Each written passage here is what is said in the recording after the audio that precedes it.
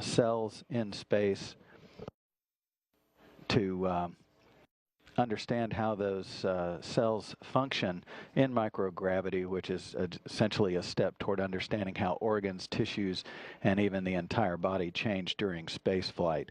So that experiment is one of many that are going on board. Also on board, the Russian crew members of the International Space Station have spent some of their day working with a telerobotically operated rendezvous system, or TORU, that they would use in the Zvezda service module in the unlikely event that any problem comes up during the testing and operations of the upgraded Kurs automated rendezvous system during Friday's planned re-rendezvous and redocking of the Progress 53 spacecraft, which undocked yesterday.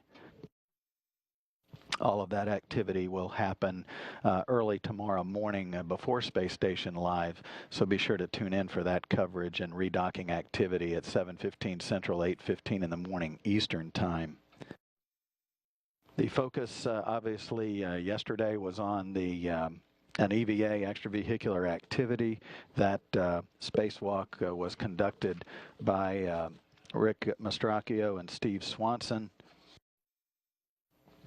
and lasted only about an hour and a half, but it was a critical hour and a half to swap out a computer switching box known as a multiplexer demultiplexer on the outside of the station, located at the central truss, the S0 truss segment of the 357-foot long wingspan of the truss of the International Space Station.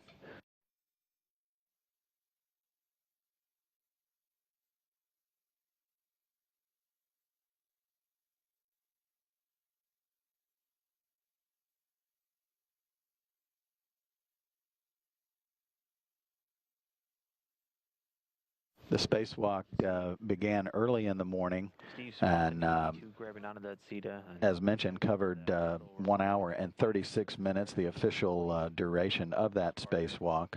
Rick Mastracchio already over at the work site.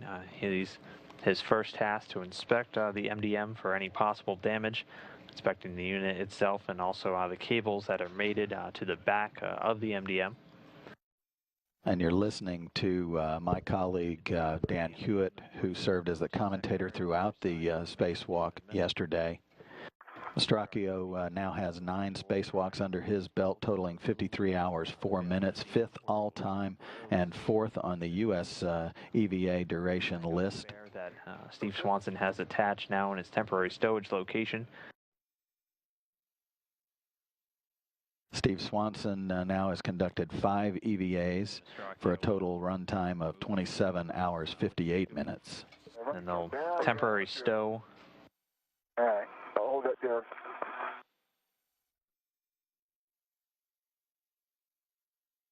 I went the full 32 turns, Houston. The torque at the end there was basically 0. This guy wants to come out. Well, you got your F84? Good words, Rick. Houston initial Cother looks great. Houston initial Cother looks great. That's great news, Swanee. Just take them out.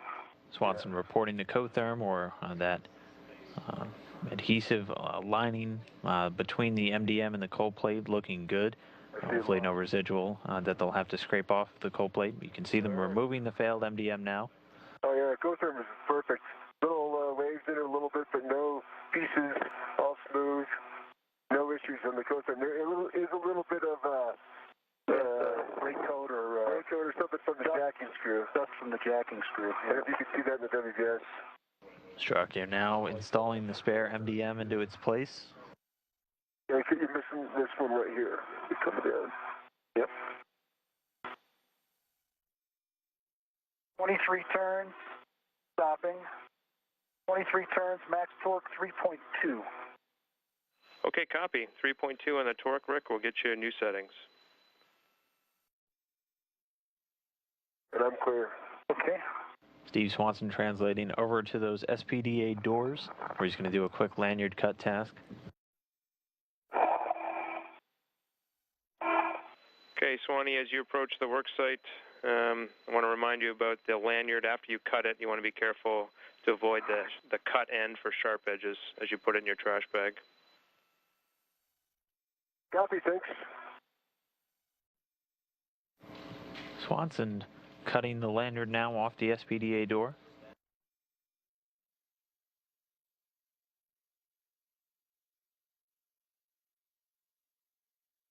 Okay, we see it, Swanee. We've got good WVS. You're going to stow that in your trash bag, and then we'll assess that door.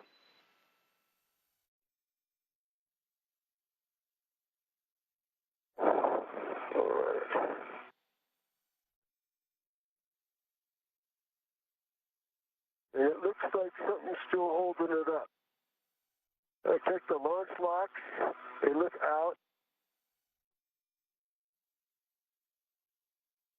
And it still does not want to move. Okay, we copy, Swanee. We'd like you to do some more troubleshooting. Give us a better description of where you think it might be hanging up. That's a good question. I got about I'd say 3/8 of an inch movement, and then it hits something really solid and does not want to go any farther.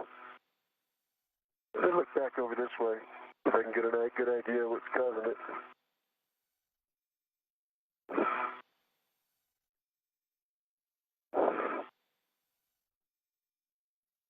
And Swanee, what's your assessment about the detents, if they could be causing the hang-up?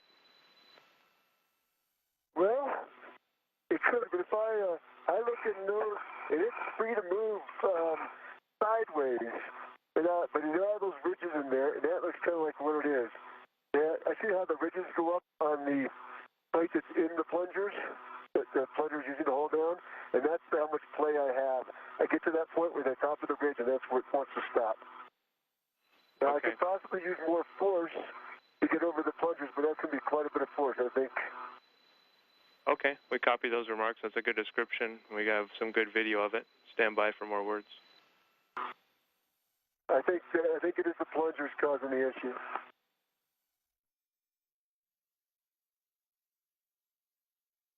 Hey, Jeremy. Yeah, we see it, Swanee. I just pulled a little bit harder. I got a really good grip on it and decided to give it a good yank, and it worked. So, for Spinham, though, that's a pretty good tug. Okay, we copy. So I don't know how you guys, I don't know how you want me to quantify that, but I just give it it was almost 40, 50 pounds.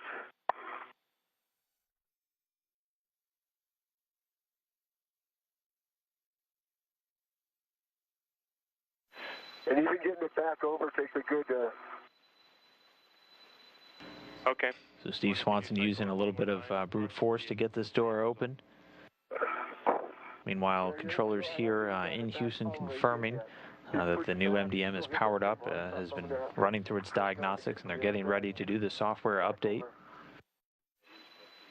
Okay, Swanee, we got what we need on this door. We're ready to try the other one. I got it closed. Again, it was a significant force. Copy that, Swanee.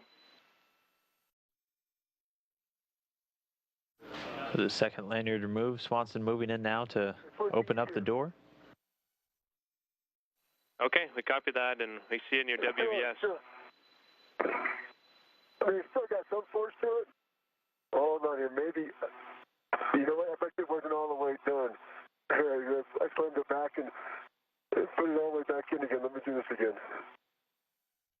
Yeah, it's a little bit less, still difficult though. In the sense of I'd say like 30 pounds or something like that force. But it is easier than the other one.